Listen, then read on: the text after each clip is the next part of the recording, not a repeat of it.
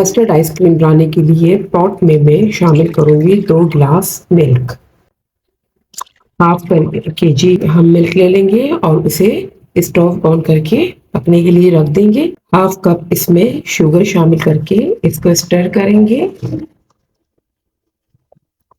और थोड़ा सा गाढ़ा होने तक हमें इसे पकाना है। एक बोल में 2 टेबलस्पून वनीला कस्टर्ड की शामिल करूंगी मैं। हाफ कप इसमें मिल्क शामिल कर दूंगी और इसे अच्छी तरह से मिक्स कर लेंगे। इसके लम्स को खत्म करेंगे। चलिए इसे हमने अच्छे से मिक्स कर लिया है, इसमें कोई भी लम्प नहीं रहना चाहिए। मिल्क को हमने पका लिया है। बहुत गाढ़ा हमें इसे नहीं करना जैसे हम कुल्फी के लिए करते हैं, बस हमें इसे इतना करना है जैसे हम घर में कस्टर्ड बनाते हैं। मिल्क को पकाकर हमने गाढ़ा कर लिया है। अब यहाँ वनीला कस्टर्ड जो मैंने तैयार किया हुआ है वो इसमें थोड़ा थोड़ा करके शामिल करते रहेंगे और स्टर करते रहेंगे। जिस तरह आप घर में कस्टर्ड तैयार करते हैं बिल्कुल वैसे ही आपको ये कस्टर्ड तैयार करना है।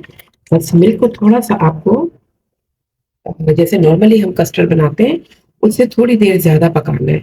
तो इस तरह से ये थिक होना शुरू हो जाएगा। थोड़ी देर हम इसे पकाएंगे। कोई और फ्लेवर भी आप यूज़ कर सकते हैं, मैंगो, स्ट्रॉबेरी, कोई भी फ्लेवर जो आपको पसंद है। मैं वनीला कस्टर्ड डाल रही हूँ इसमें। कस्टर्ड गाढ़ा होना शुरू हो गया है। इसे इस वक्त मैं उतार दूंगी और ठंडा करेंगे इसे रूम टेम्परेचर पर, और ठंडा होने के बाद ये मज़ीद थिक हो जाएगा। तो बस इसे उतारते हैं। कस्टर्ड को रूम टेम्परेचर पर मैंने ठंडा कर लिया है। अब इसे एक बाउल में हम डाल देंगे।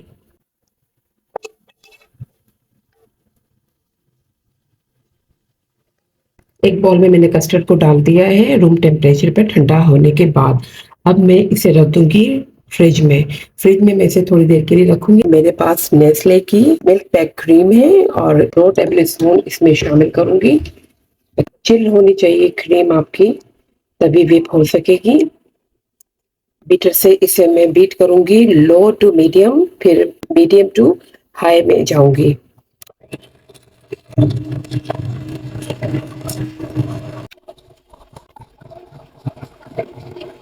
क्रीम को हमें व्हिप नहीं करना है, बस मैंने क्रीम को थोड़ा सा बीटर से बीट कर लिया है। क्रीम का कलर मुझे थोड़ा सा लाइट लग रहा है तो मैं इसमें थोड़ा सा कलर शामिल कर दूंगी।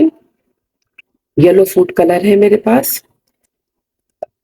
थोड़ा सा ये कलर शामिल करेंगे इसमें। और अब मैं जो कस्टर्ड मैंने बना के रखा था, फ्रिज में रख दिया था, ये भी ठंडा हो चुका है। अब इसको इसमें शामिल कर देंगे क्रीम में।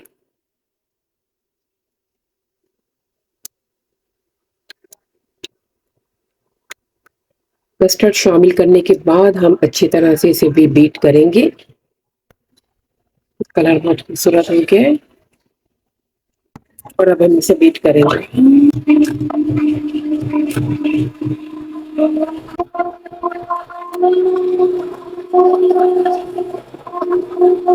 थोड़े से पिस्ता मेरे पास कटे हुए रखे हैं तो मैं इसमें शामिल कर दूंगी। ये ऑप्शनल नहीं है, मेरे पास रखे हुए थे तो मैंने डाल दिए हैं। और कोई भी ड्राई फ्रूट्स अगर आप डालना चाहते हैं तो डाल लें, वो तो वैसे ही बहुत अच्छे होते हैं ड्राई फ्रूट्स तो।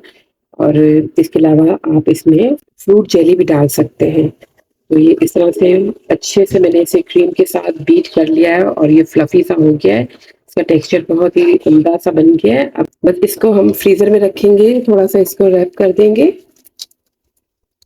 ताकि आइस की कोई इसमें क्रिस्टल ना आए।